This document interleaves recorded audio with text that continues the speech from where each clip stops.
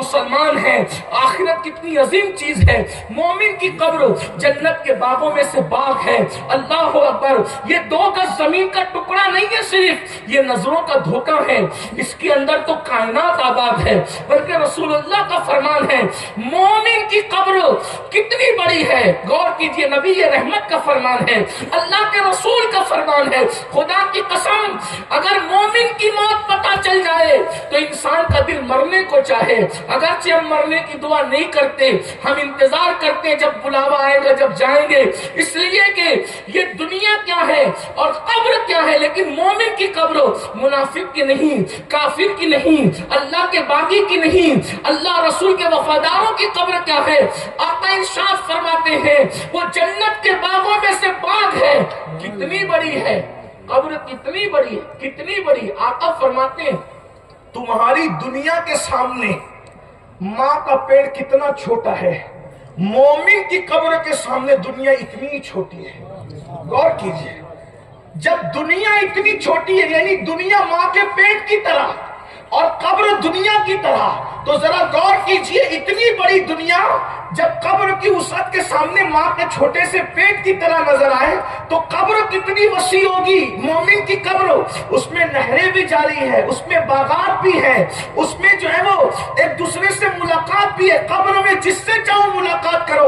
امام سیوطی تو یہاں تک حدیث لکھتے ہیں یہ قبروں میں تو ایسے ملاقات کا سلسلہ جاری رہتا ہے کہ اللہ اکبر، رشتہ دار ایک دوسرے سے آ کر یہاں تک بات کرتے ہیں، ارے وہ فلاں کے بیٹی کا رشتہ ہوا کہ نہیں ہوئی، وہ فلاں کے بیٹے کی شادی ہوئی کہ نہیں ہوئی، یہ قبر ہے، قبر۔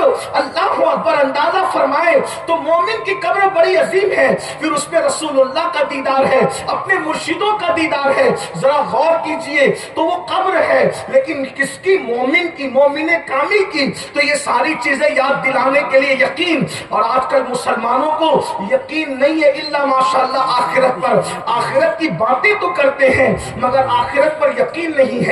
جس قوم نے زبان سے آخرت کا اقرار کیا اور آخرت پر یقین نہیں کیا، وہ قوم کبھی سدھر نہیں سکتی، وہ معاشرہ کبھی سدھر نہیں سکتا۔ اور جس کی زندگی میں آخرت پر یقین ہوگا اس کی زندگی بہت سلجھی ہوئی ہوگی، اس کی زندگی کے اندر جو ہے بہت احتیاط ہوگی، اس لیے کہ جب آخرت پر یقین پختہ ہو جائے کہ مجھے مرنا ہے اور مر کر مٹی میں نہیں ملنا ہے بلکہ مر کے قبر میں رہنا ہے، صدیوں اس میں سونا ہے، یا تو ثواب اٹھاؤں گا یا تو عذاب بھگتنا ہے، تو انسان بہت محتاط ہو جاتا ہے۔ مکے کے لوگوں کو اللہ کے رسول علیہ السلام نے 23 سال تک یہی تو سمجھایا، 2 باتیں سمجھائی۔ مکی صورتوں میں 2 چیزیں ہیں بنیادی طور پر، ایک اللہ پر یقین، ایک آخرت پر یقین۔ اللہ اکبر، لیکن آج ہم دیکھ رہے ہیں مسلمانوں کی اکثریت نہ اللہ پر ویسا یقین ہے نہ آخرت پر ویسا یقین ہے۔ آج یہ اسی لیے ہم بگڑے ہوئے ہیں، ہمارا معاشرہ بگڑا ہوا ہے۔ اگر کوئی دودھ میں پانی ملا رہا ہے، 2 چیزیں ہیں، اللہ پر ویسا یقین نہیں، آخرت پر ویسا یقین نہیں۔ اگر کوئی زنا کے اڈے پہ جا رہا ہے، اللہ پر ویسا یقین نہیں، آخرت پر ویسا یقین نہیں۔ اگر کوئی شراب کے اڈے پہ جا رہا ہے، اللہ پر ویسا یقین نہیں، آخرت پر ویسا یقین نہیں۔ آپ کہیں گے وہ کیوں؟ میں نے کہا اللہ کے بندو، اگر اللہ پہ یقین ہوتا تو مجھے بتاؤ، پولیس دیکھ رہا ہے تو ہیلمٹ کے بغیر گاڑی نہیں چلاتے، اللہ دیکھ رہا ہے۔ زنا کیسے کرتے ہو؟ اللہ دیکھ رہا ہے۔ شراب کیسے پیتے ہو؟ اللہ دیکھ رہا ہے۔ جوئے کے اڈے پہ کیسے جاتے ہو؟ اللہ دیکھ رہا ہے۔ تاش کے پتے کیسے کھیلتے ہو؟ اللہ دیکھ رہا ہے۔ جھوٹ کیسے بولتے ہو؟ پولیس دیکھ رہا ہے تو ہیلمٹ کے بغیر گاڑی نہیں چل رہی ہے، پولیس دیکھ رہا ہے تو موبائل پر کار چلاتے ہوئے بات نہیں ہو رہی ہے، اور اللہ دیکھ رہا ہے اور سارے جرائم کر رہے ہو۔ پتہ کیا چلا؟ جو یقین ہونا چاہیے اللہ پر، وہ یقین دلوں سے اٹھتا جا رہا ہے۔ آج میں 2 باتیں عرض کرنے لگا ہوں، اللہ اکبر، اللہ پر اور آخرت پر جب یقین ہو جائے تو کیفیت کیا ہوتی ہے؟ روایتوں میں آتا ہے ایک جوان تھا، وہ جوان بڑا نیک تھا، متقی تھا، پرہیزگار تھا، عبادت گزار تھا۔ اللہ اکبر، اس جوان کی عادت تھی وہ روزانہ مسجد نبوی میں جا کر عبادت کیا کرتا تھا۔ یاد رکھنا مسلمانوں، اسلام میں نیکی کا جو ثواب ہے، نیکی کا ثواب کیا ہے؟ اللہ اکبر، جب ہم نیک کام کرتے ہیں تو اللہ ثواب عطا کرتا ہے۔ غور کیجئے گا، توجہ ہے آپ کی میری طرف؟ سب کی توجہ ہے؟ اگر سردی نہیں لگے تو ہاتھ کا اشارہ کر کے بتا دے سب کی توجہ ہے؟ ماشاءاللہ. اب توجہ اس طرف رکھیں، آنے جانے والے پر غور نہیں کریں، آپ لوگ توجہ فرمائیں. ایک جوان مسجد نبی میں عبادت کے لیے آتا جاتا تھا، بڑا خوبصورت تھا، بڑا حسین تھا، بڑا جمیل تھا.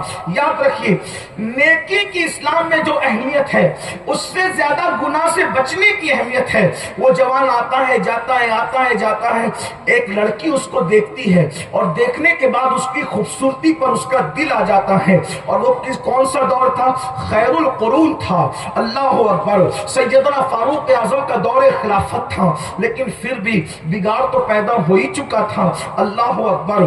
کب بگاڑ پیدا ہوا؟ اللہ اللہ غور فرمائے، دور تابعین شروع ہوا ہے اور لوگوں کے اندر جو ہے پھر بگاڑ کی صورت بھی شروع ہو چکی تھی. اللہ اکبر. اس جوان کو دیکھا، اس کے حسن کو دیکھا، اس کی خوبصورتی کو دیکھا اور دیکھنے کے بعد اس پر شیدائی ہو گئی. اس نے کوشش کیا کہ کسی بھی طرح سے اس نوجوان کو میں حاصل کروں، کسی بھی طرح سے اس نوجوان کے لیے میں اس کے جسم پر قابو پانے کی کوشش کروں اور بہلا پھسلا کر کے اس کو اپنے پاس بلاؤں. ایک دن وہ نوجوان نماز کے لیے جو ہے وہ جا رہا تھا یا نماز سے واپس آ رہا تھا. اس جوان کو کسی ہیلے سے کہ مدد کی ضرورت ہے گھر کے اندر بلایا اور گھر میں بلانے کے بعد اس جوان سے کہا، اے نوجوان، میں تجھ سے محبت کرتی ہوں، تجھے آتے جاتے دیکھتی ہوں، تیرے حسن سے مجھے پیار ہے، تیرے جسم کی خوبصورتی سے مجھے پیار ہے.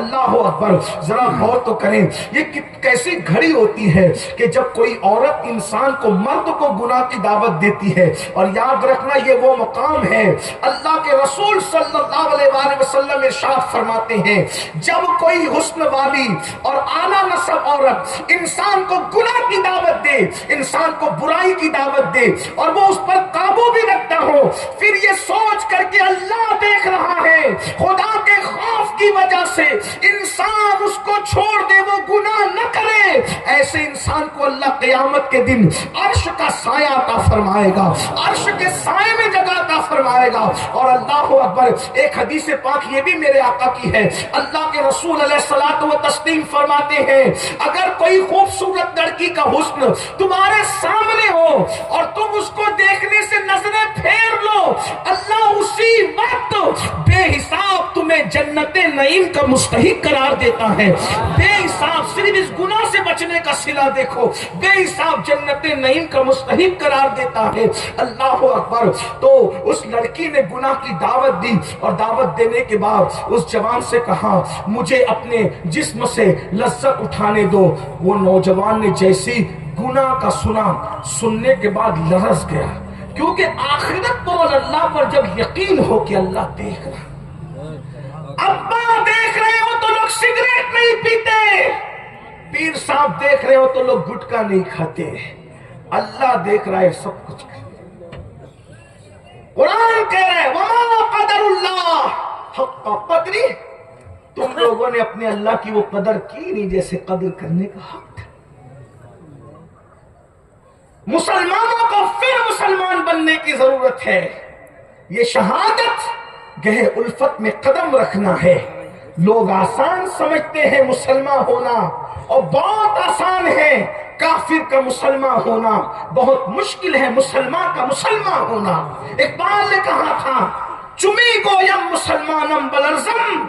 جب میں کہتا ہوں کہ میں مسلمان ہوں تو میں لرزنے لگتا ہوں. آپ بتائیں تو ہم کدھر ہیں، کس کے ساتھ ہیں، کہاں ہیں؟ اللہ کے بندو. جب اس جوان کو گناہ کی دعوت دی گئی تو اس جوان اس پہ لرزہ طاری ہو اور وہ یہ سوچ کر کہ اللہ دیکھ رہا ہے یہ گناہ کروں گا کیسے، وہ زمین پہ گر پڑا، زمین پہ گر گیا.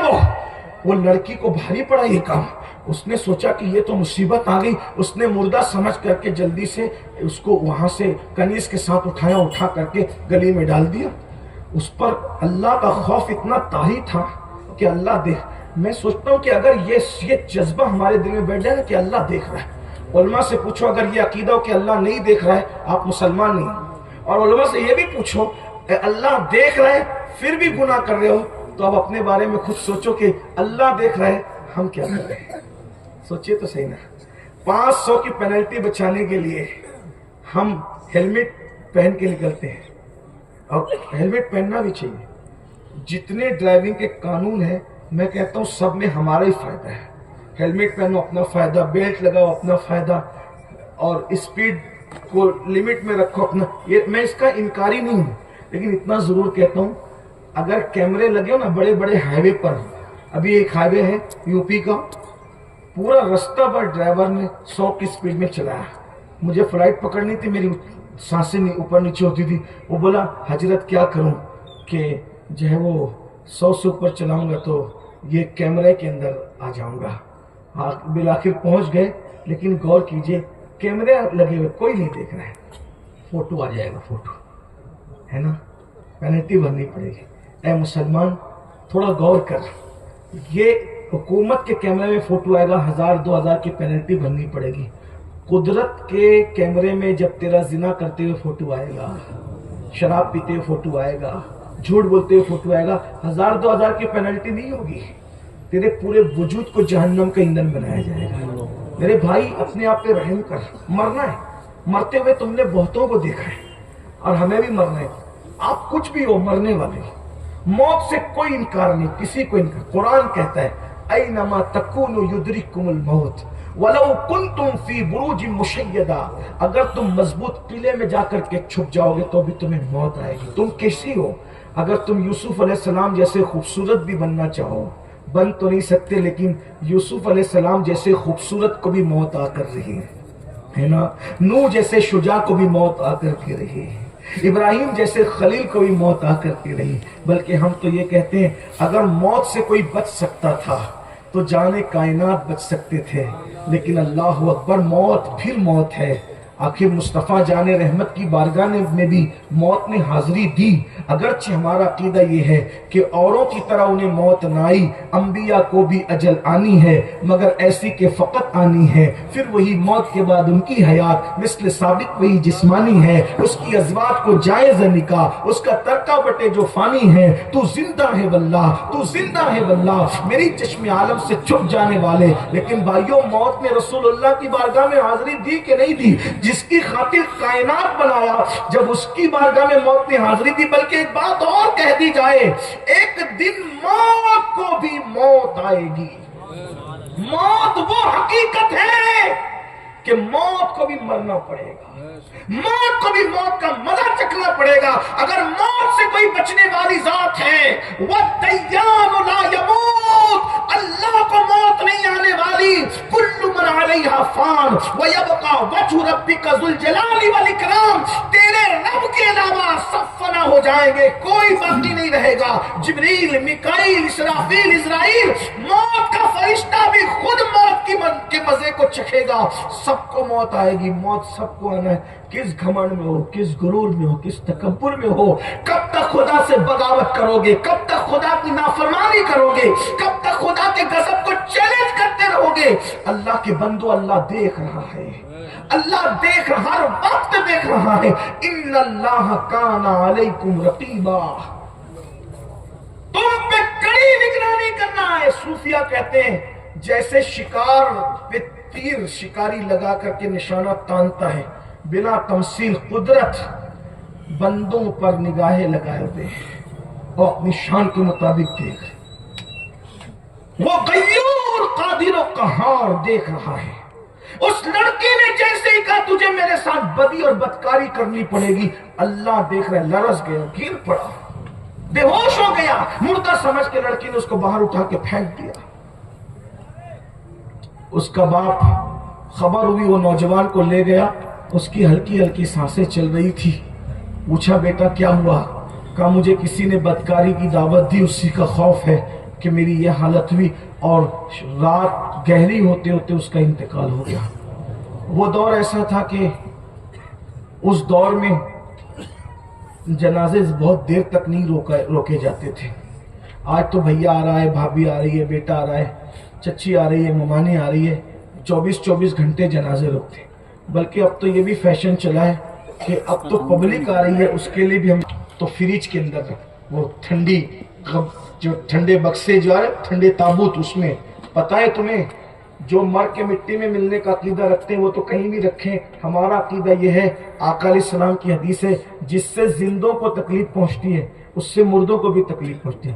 ہمارے یہاں تو یہ احتیاط ہے کہ مردے کو نہلانے سے پہلے پانی چیک کر لو زیادہ گرم تو نہیں ہے، مردے کو نہلانے سے پہلے پانی چیک کر لو زیادہ، ارے زندگی بھر تم دکھ دیتے رہے، مرنے کے بعد بھی ٹھنڈے تابوت میں رکھ دیا، لو ٹھٹرتے رہو اندر، مردے واسطے دیتا ہے مجھے جلدی اپنی قیام گاہ، آخری قیام گاہ تک پہنچا دو، نیک ہوں تو جنت کے مزے لوٹنے جانے دو، اور اگر بد ہوں تو کم سے کم میرے عیب تو نہ کھلے، میرے جسم کی بدبو تو لوگ نہ سنگے، میرے چہرے کو مسخ ہوتا ہوا تو لوگ نہ دیکھیں، میرے جسم کو پگھلتا ہوا تو لوگ نہ دیکھیں، ارے مجرم کو نہ شرماؤ، احباب کفن ڈھک دو، منہ دیکھ کے کیا ہوگا، پردے میں بھلا سب چوپٹ کیا پورے دین سے پھرے ہیں، کس بات پر دکھڑا کیا جائے، لیکن بہرحال وہ دور اتنا خوبصورت تھا، ادھر لوگ انتقال کرتے تھے، جتنا ٹائم لگتا تھا تیاری میں بس اتنے، جتنے لوگ اسی کے ساتھ تدفین ہو جاتی تھی۔ بیٹا آگے کرے گا کیا؟ جس کو کلمہ پڑھنا نہیں آتا اس نے کون سا تیر مار لینا ہے، بہو آگے کرے گی کیا جسے وضو کرنا نہیں آتا اس نے، اور اگر کچھ آ بھی گیا تو کوئی کر کیا دے گا؟ اس لیے میتوں کو نہ روکو، انہیں آزمائش میں نہ ڈالو، جتنے ٹائم تیاری میں لگتا ہے اتنا کر کے جلدی سے جلدی ان کو اپنی جگہ پر پہنچانے کی کوشش کرو۔ انتقال ہو گیا، رات کے وقت تو لوگوں نے دفن کر دیا، امیر المومنین غیظ المنافقین امام المجاہدین سیدنا فاروق اعظم کو اطلاع بھی نہیں تھی، صبح فاروق اعظم کو پتا چلا کہ وہ متقی پرہیزگار جوان اس کا انتقال ہو گیا ہے، تو آپ نے فرمایا مجھے اطلاع کیوں نہیں دی؟ اس کے باپ سے کہا، اس کے باپ نے کہا رات ہو گئی تھی، آپ کو تکلیف دینا مناسب نہ سمجھا، کہا ہم اس نیک نوجوان کی قبر پر جائیں گے جس نے صرف گناہ سے بچنے کے لیے اپنی جان دے دی ہے، جس نے گناہ سے بچنے کے لیے دنیا کو چھوڑ دیا ہے، اور جب اس کی قبر پر پہنچے تو قبر پر پہنچنے کے بعد اس جوان سے کہا اے جوان، اللہ کا وعدہ ہے وَلِمَنْ خَافَ مَقَامَ رَبِّهِ جَنَّتَانِ، جو اللہ کی بارگاہ میں کھڑے ہونے سے ڈر گیا اللہ اسے دو جنتی عطا کرتا ہے، بتا تو نے اللہ کا وعدہ کیسے پایا؟ تو قبر سے آواز آئی اور ایک روایت کے مطابق ایک چٹھی نمودار ہوئی جس پر لکھا تھا امیر المومنین میرے اللہ کا وعدہ سچا ہے، الحمدللہ میں ایک گناہ سے بچ گیا، اللہ نے مجھے دو جنتیں عطا فرمائی، یہ گناہ سے بچنے کا صلہ اور انعام ہے۔ اور آخری بات، جب یقین پختہ ہوتا ہے آخرت پر تو آدمی آخرت میں جواب دینے سے بہت ڈرتا ہے۔ فاروق اعظم ایک تنکا ہاتھ میں لے کے کہتے تھے کاش میں تنکا ہوتا تاکہ قیامت کے دن حساب دینے سے بچ جاتا۔ یہ تو اپنی دیدہ دلیری ہے بھائیو، بلکہ دیدہ دلیری کے اگر جملہ برا نہ لگے تو بلکہ ہماری گنڈا گردی ہے یہ کہ ہم کہتے ہیں جو ہوگا دیکھا جائے گا، فرشتے کیا کریں گے ہم یہ بہت برا حال ہے ہمارا۔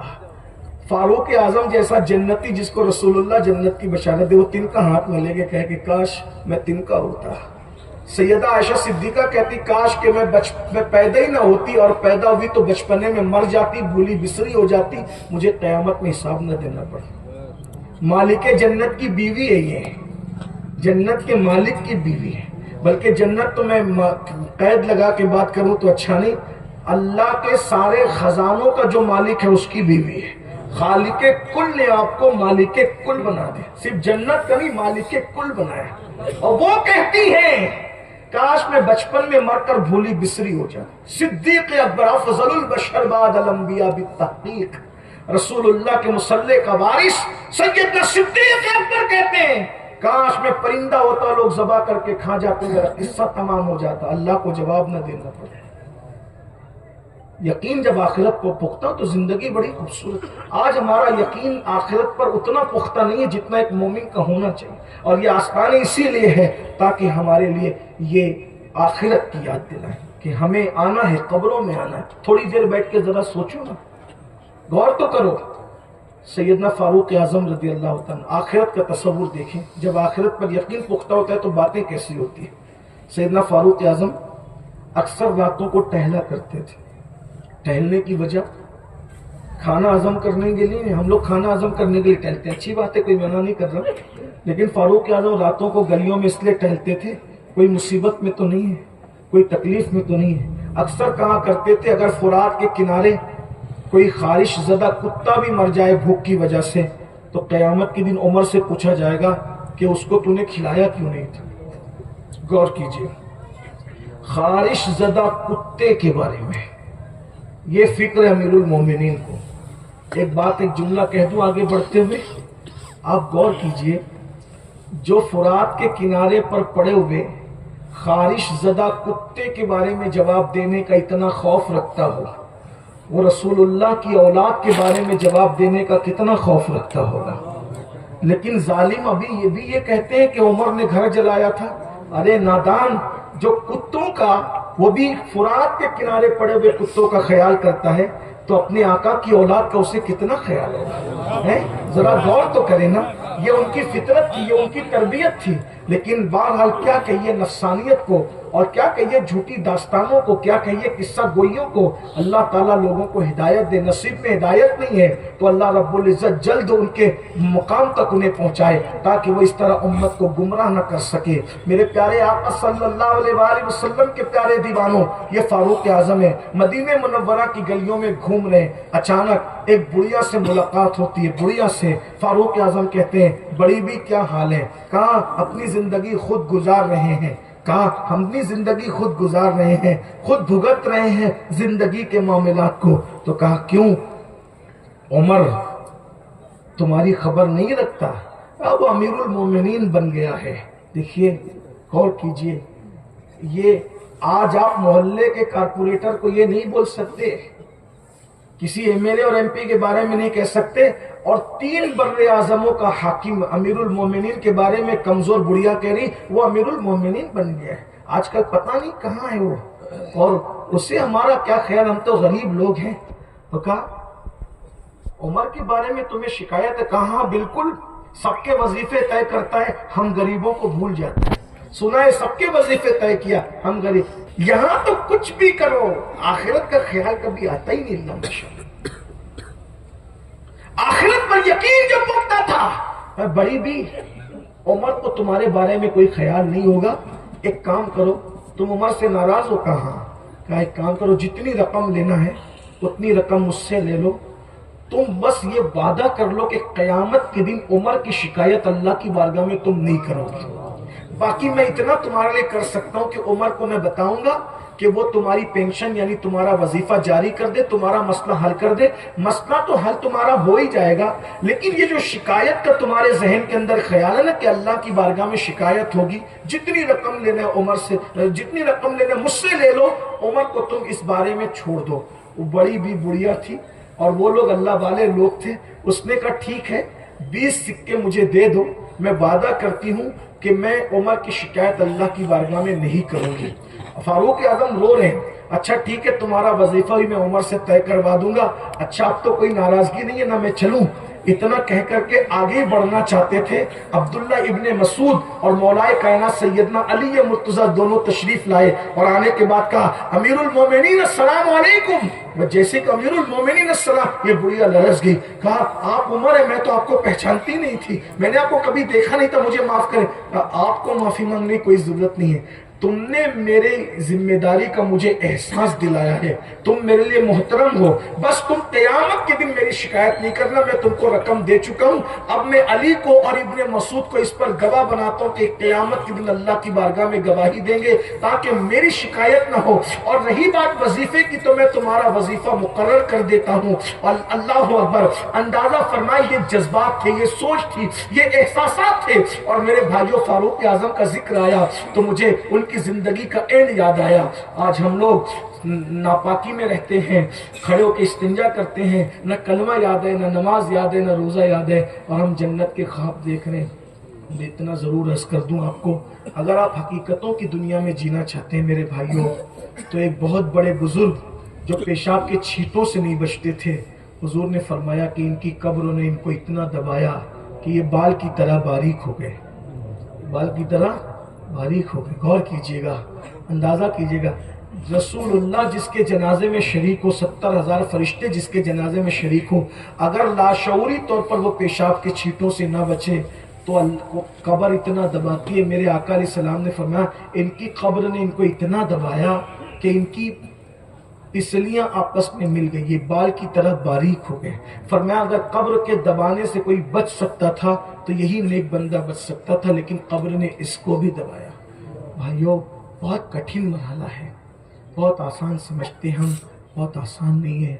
हमें तो कुछ भी नहीं आता, बस अल्लाह रहम करे तो रहम करे, और अगर वो खुफिया तदबीर फरमाए कोई नहीं बच सकता, कोई नहीं बच सकता। मरना है, अल्लाह को मुंह दिखाना है। ये फारूक आजम है, 3 बर्रे आजमों का हाकिम है, जिसने बकरी और शेर को गोया के घाट में पानी पिलाने वाला इंसाफ कायम किया, जिसकी हुकूमत में किसी काफिर पर भी जुल्म न हो सका।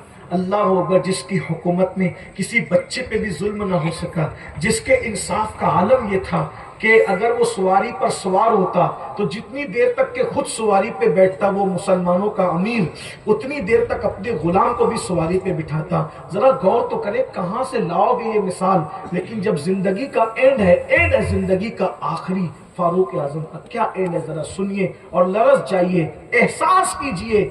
आज दौलत के नशे में, हुस्न के नशे में, जवानी के नशे में, नसब आला होने के नशे में हम अल्लाह को भूल रहे हैं, खुदा के गजब को चैलेंज कर रहे हैं। सुनिए, जब फारूक आजम पर खंजर चला और अबू लुलू फेरोज ने हमला किया, हालत नमाज में फारूक आजम जख्मी थे, जख्मों से चूर थे, और अपने बेटे अब्दुल्ला इब्ने उमर से कहते हैं, ऐ मेरे बेटे, तुम लोगों ने पूरी जिंदगी मेरी फर्मा बरदारी की, मैंने तुम्हें जो कहा तुमने उस पर अमल किया। मेरे बच्चों, आज उमर की ख्वाहिश ये है कि उमर को चारपाई से उठाकर जमीन पे डाल दो।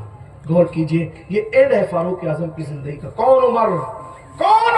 बेलग्राम का जिक्र हो रहा था ना, उसी बेलग्राम की किताब सबे सनाबिल में मौजूद है। क्या मेरे आका अलैहिस्सलातु व तस्लीम मौजूद है, और वहां हजरत जिब्रील अलैहिस्सलाम है। तो जिब्रील अलैहिस्सलाम फारूक आजम को आता देखकर कहते हैं, या रसूल अल्लाह, आपके साहबी उमर आ रहे। तो आका ने फरमाया, क्या आसमान वाले मेरे उमर को पहचानते? आका से अर्ज की, आका, जमीन वालों से ज्यादा आसमान वाले आपकी उम्र को पहचानते हैं। आपकी उम्र के बराबर 1000 साल की उम्र लेकर आऊं और उम्र की फजीलत बयान करूं तो उम्र के 1000 साल खत्म हो जाएंगे, लेकिन उम्र की फजीलत कभी खत्म नहीं हो सकती। अरे सैयदुल मलाइका जब उम्र की फजीलत के बारे में कहे कि 1000 साल तक जिब्रील बयान करे तो फजीलत उम्र खत्म नहीं हो सकती, तो हमारी ज़बान हजरत उमर के फजाइल क्या बयान कर सकती है, जिसकी फजीलत हुजूर यूं फरमाए, मेरे बाद अगर कोई नबी होता वो खत्ताब का बेटा उमर होता, ला नबी अबादी, मगर मेरे बाद कोई नबी नहीं है। फरमाया, उमर को देखकर शैतान अपना रास्ता बदल देता है। अल्लाह के रसूल अलैहिस्सलाम फरमाते हैं, उमर की जबान से हक खिताब फरमाता है, उमर की राय की ताईद में कुरान की आयतें नाजिल होती है। आप जानते हो, फारूक आजम ने जब भी कोई राय दी है, सारे सहाबा की राय से जब हजरत उमर की राय अलग हुई है, तो उमर की राय की, फारूक आजम की राय की ताईद में कुरान आया है। मिसाल के तौर पे हुजूर अलैहिस्सलाम जब फतेह मक्का के मौके पे तवाफ करते हैं, तवाफ के बाद नफिल तवाफ की नमाज पढ़ना चाहते हैं, हुजूर ने मशवरा किया, कहाँ नमाज पढ़।